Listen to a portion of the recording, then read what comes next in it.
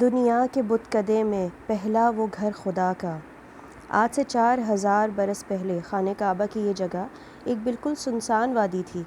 دنیا سے الگ تھلگ اس ریگستان میں، ان پہاڑوں کے درمیان، اس وادی میں اللہ کا ایک بندہ آتا ہے اور اس کی چار دیواری کھینچ کر اعلان کرتا ہے کہ یہ اللہ تعالیٰ کا گھر ہے، اور دنیا بھر کو پکار دیتا ہے کہ آؤ اس کا حج کرو۔ اب دیکھیے آخر کیا بات ہے کہ 4000 برس سے دنیا بھر کے انسان اس پکار پر لبیک لبیک کہتے ہوئے اس گھر کی طرف کھنچے چلے آ رہے ہیں، اور آج تک تاریخ میں ایک سال بھی ایسا نہیں گزرا ہے کہ اس کا حج اور اس کے گرد طواف نہ ہوا ہو۔ کوئی دوسرا انسان ذرا ہمت کر کے کوئی جگہ بنا کر تو دیکھے اور اس کو قبلہ عالم بنانے کے لیے اپنی سی پوری کوشش کر کے دیکھ لے، اسے خود معلوم ہو جائے گا کہ کتنے انسان اس کی طرف کھنچ کر آتے ہیں۔ جیسا کہ اللہ تعالیٰ کا ارشاد ہے سورہ حج میں، اور یاد کرو وہ وقت جب ہم نے ابراہیم علیہ السلام کے لیے اس گھر کی جگہ تجویز کی تھی، اس ہدایت کے ساتھ کہ میرے ساتھ کسی کو شریک نہ کر،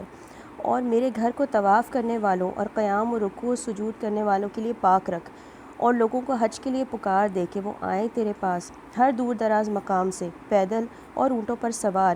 یہ اسی فرمان خداوندی کی برکت ہے کہ آج لاکھوں آدمی لبیک لبیک اللہم لبیک کی صدائیں بلند کرتے ہوئے فوج در فوج یہاں آ رہے ہیں اور پروانوں کی طرح اس خانہ کعبہ کے گرد گھوم رہے ہیں۔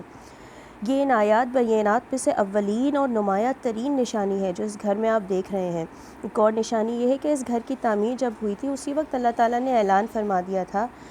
کہ ہم اسے لوگوں کا مرکز ہی نہیں بلکہ امن کا گھر بھی بنا دیں گے۔ وَإِذْ جَعَلْنَا الْبَيْتَ مَثَابَةً لِلنَّاسِ وَأَمْنًا، سورہ بقرہ میں اللہ تعالیٰ کا ارشاد ہے۔ ایک اور نشانی پر اگر ہم نظر ڈالیں تو وہ یہ ہے کہ عربی قوم کا ایک قوم کی حیثیت سے باقی رہنا اور عربی زبان کا اس قوم کی زبان کی حیثیت سے زندہ رہ جانا بھی اسی بیت اللہ کی برکت کا نتیجہ ہے۔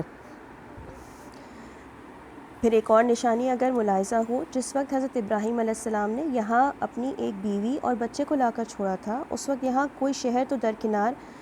برائے نام کوئی چھوٹا سا گاؤں تک نہ تھا۔ اسی حالت میں ان کی زبان پاک سے یہ دعا نکلتی ہے جو سورہ ابراہیم میں ہمیں ملتی ہے: اے ہمارے پروردگار، میں نے اپنی نسل کا ایک حصہ لا کر بے آب و گیا وادی میں بسا دیا ہے تیری حرمت والے گھر کے پاس، اے پروردگار، اس لیے کہ وہ نماز قائم کریں۔ بس لوگوں کے دل ان کی طرف مائل کر دے اور ان کو پھلوں سے رزق دے تاکہ یہ شکر گزار ہوں۔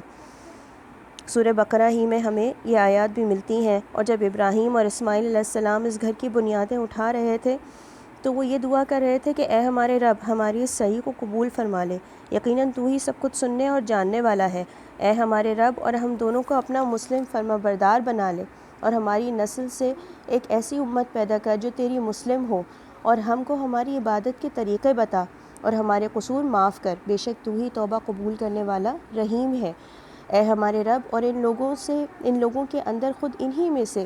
ایک رسول مبعوث فرما جو ان کو تیری آیات سنائے اور ان کو کتاب و حکمت کی تعلیم دے اور ان کا تزکیہ کرے، یقیناً تو ہی زبردست حکیم ہے۔ یہی شہر مکہ ہے جس سے محمد صلی اللہ علیہ وآلہ وسلم نے دعوت اللہ کا آغاز فرمایا تھا۔ یہی خانہ کعبہ ہے جس کی دیوار کے نیچے ایک روز رسول اللہ صلی اللہ علیہ وآلہ وسلم تشریف فرما تھے، اور حال یہ تھا کہ مکے میں ہر طرف مسلمانوں پر بے تحاشا ظلم ہو رہا تھا۔ اس حالت میں ایک صحابی نے حاضر ہو کر عرض کیا کہ یا رسول اللہ صلی اللہ علیہ وآلہ وسلم، اب تو ظلم کی حد ہو گئی ہے، کیا آپ صلی اللہ علیہ وآلہ وسلم ہمارے لیے دعا نہ فرمائیں گے؟ اس پر حضور صلی اللہ علیہ وآلہ وسلم نے فرمایا، یہ کام تو پورا ہو کر رہے گا، یہاں تک کہ ایک وقت آئے گا جب ایک مسافر ثنا سے حضر موت تک بے خوف و خطر سفر کرے گا مگر تم لوگ بے صبری کر رہے ہو۔ اللہ کے رسول کی یہ بات حرف بہ حرف پوری ہوئی، اور چند سال کے اندر ہی وہ وقت آ گیا جب اسلام کی حکومت نے پورے جزیرۃ العرب میں مکمل امن قائم کر دیا۔ خانہ کعبہ کی عظمت اور اس پہ قرآن و حدیث کی روشنی میں ہم انشاءاللہ اگلی ویڈیوز میں اور بات کریں گے۔ السلام علیکم ورحمۃ اللہ۔